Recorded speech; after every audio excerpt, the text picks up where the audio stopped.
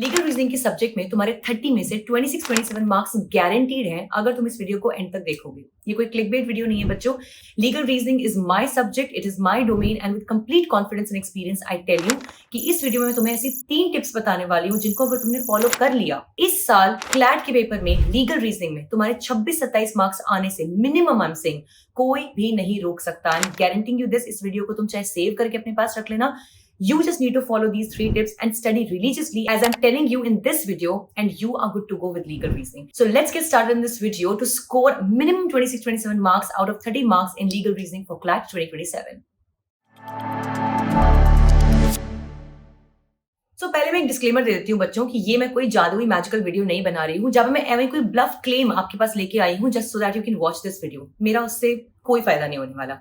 फायदा मेरा तब होगा बच्चों जब वाकई में आप मेरे एक्सपीरियंस का फायदा उठाओगे स्क्रीन के उस पार बैठ के भी, and you will be able to score 26+ marks in legal reasoning even if you are a beginner in this subject. मैं अपने एक्सपीरियंस से बच्चों बता रही हूं कि legal reasoning is one of the most scoring subjects. अगर आप ऑलरेडी अच्छा स्कोर कर रहे हो तो भी आपको ये वीडियो देखनी चाहिए, क्योंकि यहाँ आप अपने स्कोर को मेंटेन और जो भी स्कोप है उस हद तक इंक्रीज कर पाओगे। एक्चुअली बच्चों मैंने सिर्फ 3 सिंपल टिप्स में या फिर स्टेप्स में इसको ब्रेक डाउन किया है जिससे आप अपने लीगल के स्कोर को बढ़ा सकते हो। बट बिफोर दैट मैं तुम्हारी एक और जगह पे हेल्प करना चाहती थी, which was through a good study community. So basically बच्चों मेरा एक व्हाट्सएप ग्रुप है जिसको आप फ्री ऑफ कॉस्ट ज्वाइन कर सकते हो। नीचे डिस्क्रिप्शन बॉक्स में उसका लिंक अवेलेबल है और आपको उस ग्रुप में चाहे आपको कोई भी रिसोर्सेज चाहिए हो फॉर योर क्लैट एग्जाम्स और other law entrance exams as well, चाहे वो डेली करंट अफेयर्स हो, मंथली मैगजीन्स हो for current affairs, legal current affairs magazines हो, प्रैक्टिस पेपर्स हो, मॉक्स हो, सेक्शनल टेस्ट हो, फ्री क्लासेस हो, मैं वो सब देती रहती हूँ बच्चों। डेली करंट अफेयर्स तो एवरी सिंगल डे आपको वहां पे मिलता है।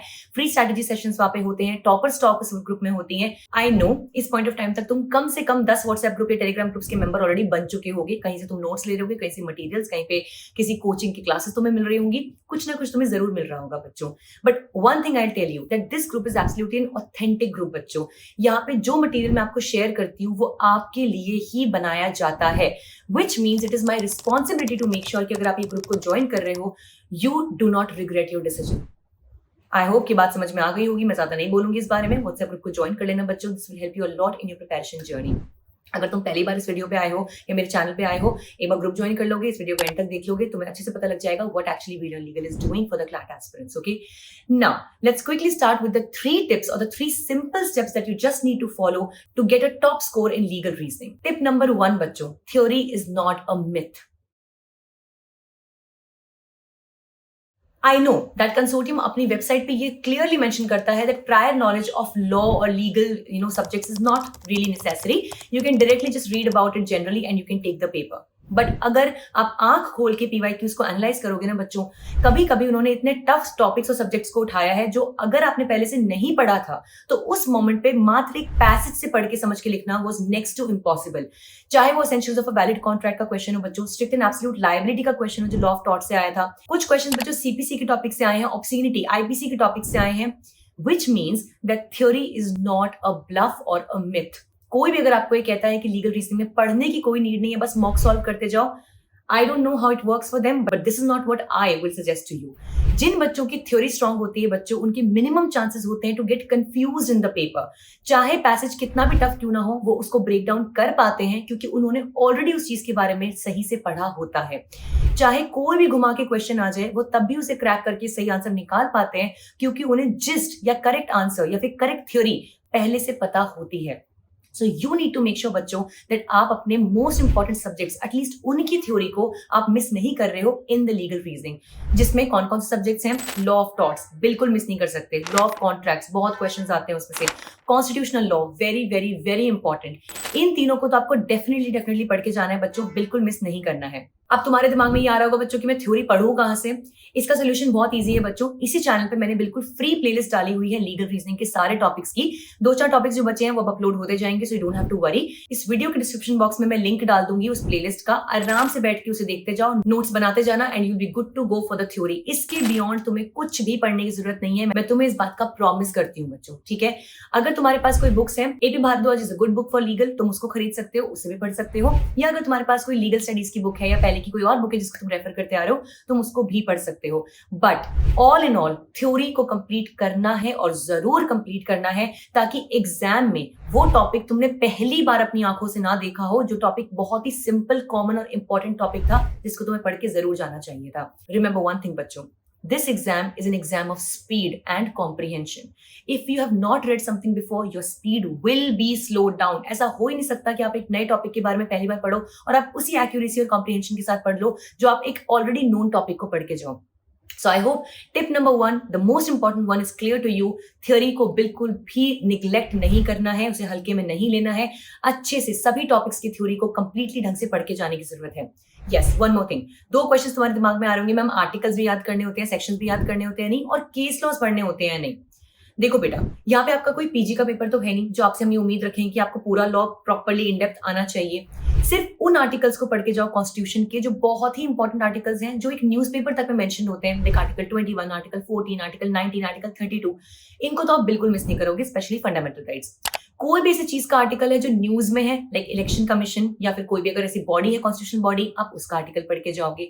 लेकिन अदरवाइज बच्चों, कोई भी सेक्शंस को ऐसा याद करने की नीड नहीं होती है। क्लैट एग्जाम में फॉर्चुनेटली डायरेक्टली सेक्शंस नहीं पूछे जाते हैं। पढ़ते पढ़ते जितना तुम्हें याद हो जाए उतना ठीक है, बट अलग से प्लीज परेशान मत होना सेक्शंस को याद करने के लिए। दूसरा क्वेश्चन, केस लॉज याद करने हैं या नहीं। देखो बच्चों, डेफिनेटली कोई इंपॉर्टेंट कमिटी या इंपॉर्टेंट केस लॉ अगर उस पर्टिकुलर टॉपिक को बिल्ड करता है, like let's take an example बच्चों, जैसे अगर तुम प्रियम्बल के बारे में पढ़ रहे हो और तुम्हें केशवानंद भारती केस ही नहीं पता जिसने प्रियम्बल को पार्ट ऑफ कॉन्स्टिट्यूशन बनाया था, देन आई एम श्योर कि तुमने प्रियम्बल के बारे में ठीक से पढ़ा ही नहीं है। सो जब भी तुम कोई टॉपिक पढ़ रहे हो, उसका जो कॉरेस्पॉन्डिंग केस लॉ है, आई एम श्योर वो वैसे भी उसके पास आ जाएगा, यानी उस थ्योरी में वो अवेलेबल होगा, तो तुम्हें उसको पढ़ के जाना है। बट अलग से किसी केस लॉ पे क्वेश्चन रेयरली ही कोई आएगा, so you don't have to worry about that. इसी तरह बच्चों, कोई कमिटी है, let's take an example for Sarkaria commission या फिर कुंची कमीशन, जो सेंटर स्टेट रिलेशंस की बात करते हैं, डिवीजन ऑफ पावर्स की बात करते हैं, आपको इनके बारे में पता होना चाहिए। एंड अगेन बच्चों, जब आप थ्योरी पढ़ोगे आप इनको डेफिनेटली पढ़ ही लोगे, सो परेशान होने की अलग से कोई भी रिक्वायरमेंट नहीं है। With this, let's move to tip number 2, is that the more you practice, the lesser it is.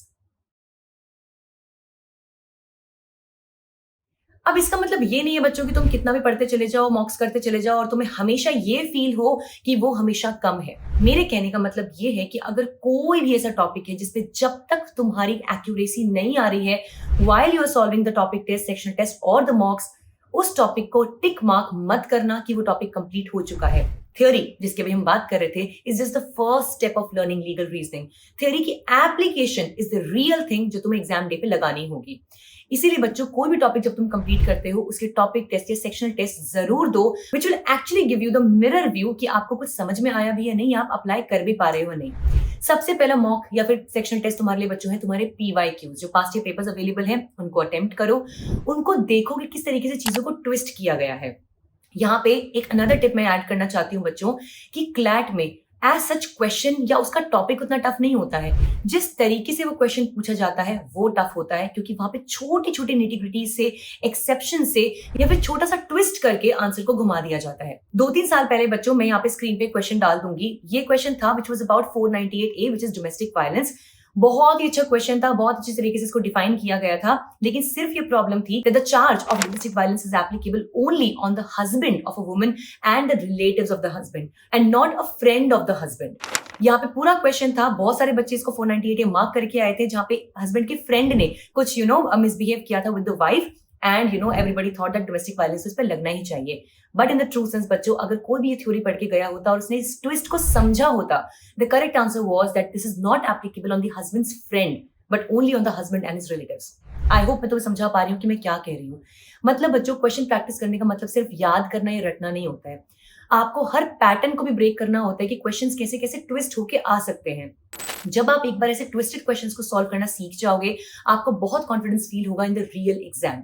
अब क्वेश्चन आ रहा होगा कि मैम इन क्वेश्चंस को कहां से प्रैक्टिस करें। सो फर्स्ट थिंग तो बच्चों PYQ से प्रैक्टिस करो, और उसके अलावा जो मैंने तुम्हें व्हाट्सएप ग्रुप बताया था उसको ज्वाइन कर लेना बच्चों। मैं तुम्हें डेफिनेटली टॉपिक टेस्ट और सेक्शन टेस्ट देने की कोशिश करूंगी in the legal reasoning segment as well. But उसके अलावा बच्चों, कोई प्रैक्टिस बुक्स खरीद लो, या फिर अगर तुम्हारे पास ऑलरेडी अभ्यास की बुक्स हैं, जो व्हीलर नीगल की बुक्स हैं, उनमें थाउजेंड्स ऑफ प्रैक्टिस क्वेश्चंस हैं just from legal reasoning only, तो तुम वो भी प्रैक्टिस कर सकते हो। And this takes me to tip number 3 and the last tip, which is actually going to make the difference between the student who scores 20-22 marks and the student who scores 20-26 marks. And this element, बच्चों, is focusing on legal current affairs. बिल्कुल basic simple logic है बच्चों, वो lawyer किसी काम का ही नहीं है जिसको करंट अफेयर्स के बारे में अवेयरनेस नहीं है, तो वो फाइट किस चीज के लिए करेगा, गॉड नोस। ठीक है, तो क्लैट भी आपसे एक्सपेक्ट करता है बच्चों कि आपको लीगल करंट अफेयर्स के बारे में पता होना चाहिए। किनको कहते हैं हम लीगल करंट अफेयर्स बच्चों? कोई भी एक इंपॉर्टेंट जजमेंट है जो सुप्रीम कोर्ट या किसी भी हाई कोर्ट का आया है, जिसमें पोटेंशियल है कि वो लॉ के फैब्रिक को चेंज कर सकता है या चैलेंज कर सकता है। कोई भी ऐसा लॉ, लेजिस्लेशन, बिल या एक्ट जो न्यूज में है, जो काफी ज्यादा बर्निंग है या फिर काफी रेलिवेंट है, that is important for you. कोई भी ऐसी स्कीम, पॉलिसी जो न्यूज में चल रही है, either the children or women, migrant workers, one nation one ration card, one nation one election, कुछ भी बच्चों इस तरीके का है जो आपके लॉ से रिलेटेड हो सकता है in the current affair segment, it is important for you. Last year बच्चों तमिलनाडु गवर्नर का क्वेश्चन एकदम खुल्लम खुल्ला क्लैट के पेपर में आया था, because it was so much into news, and ऐसा कुछ भी अगर इस साल भी आपको मिलता है वो आपके लिए इंपॉर्टेंट हो जाता है। सो लीगल करंट अफेयर्स बच्चों आपको बहुत स्मार्टली कवर करने होते हैं। क्या टॉपिक चल रहा है एक बार उसको समझ लो, उसका बेसिक या स्टैटिक वर्जन क्या है। लेट्स से अगर गवर्नर का इशू चल रहा है तो गवर्नर कौन से आर्टिकल में अपॉइंट होता है, कौन उसको अपॉइंट करता है, गवर्नर की पावर एंड पोजीशन कितनी होती है, उसकी पार्डनिंग पावर्स क्या होती है, what is the relationship between the governor and the CM of a state, what is the relationship between the president and the governor of a state. इसका मतलब ongoing legal CA के topic को आपको static portion के साथ भी cover करना होगा। उसके अलावा जो भी कॉरस्पॉन्डिंग क्वेश्चंस या सिचुएशन बेस्ड क्वेश्चंस हो सकते हैं, आप उनको प्रैक्टिस कर सकते हो। अब लीगल करंट अफेयर्स कहां से प्रिपेयर करेंगे? बहुत इजी सोल्यूशन है बच्चों, कहीं भी और जाने की जरूरत नहीं है। मेरा व्हाट्सएप ग्रुप जिसके बारे में तुम्हें बता रही थी उसे ज्वाइन कर लो। हर मंथ बेटा मैं उसमें एक लीगल सीए की मैगजीन शेयर करती हूँ, जिसमें उस मंथ के मोस्ट इंपॉर्टेंट, सबसे इंपॉर्टेंट लीगल करंट अफेयर्स, चाहे वो जजमेंट्स हो, चाहे वो कोई भी स्कीम्स हो, पॉलिसीज हो, बिल्स हो, कुछ भी हो, everything is covered in detail in the very same magazine. With this I hope बच्चों की तुम इसको इंप्लीमेंट कर पाओ, क्योंकि बहुत सिंपल इजी टिप्स हैं। शायद मैंने कुछ रिमाइंड ही कराया होगा तुम्हें, अगर तुम ऑलरेडी ये सब कर रहे हो तो। डू नॉट फॉरगेट बच्चों 3 things: theory, practice and legal current affairs. This will give you guaranteed 26 plus marks this year in the CLAT paper. I'm promising you this बच्चों। अगर ये वीडियो अच्छी लगी तो इसको लाइक जरूर करना, मेरा व्हाट्सएप ग्रुप ज्वाइन करना बिल्कुल मत भूलना, वहां तुम्हें बहुत हेल्प होने वाली है। And subscribe to this channel, क्योंकि मैं ऐसी ही वीडियोस में हर सब्जेक्ट का सब्जेक्ट वाइज अप्रोच बताने वाली हूँ। So I hope it will help you a lot. I will see you in the upcoming videos.